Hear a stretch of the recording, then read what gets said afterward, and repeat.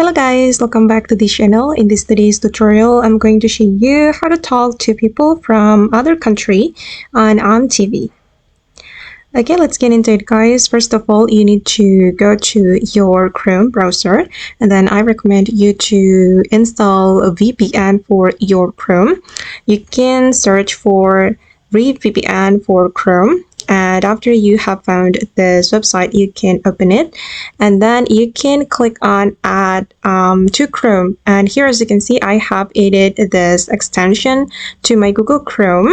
And then after you have added the VPN for Chrome, you can open up the OmeTV, and then you can click on the Chrome extension and select free VPN for Chrome, and then you can choose your location. For example, I'm going to choose UK, and then on the country, you need to select UK as well. Okay guys, and that's all the way to talk to other country in OmeTV. I hope this video will be useful for you. Thank you so much for watching, and see you in the next video guys.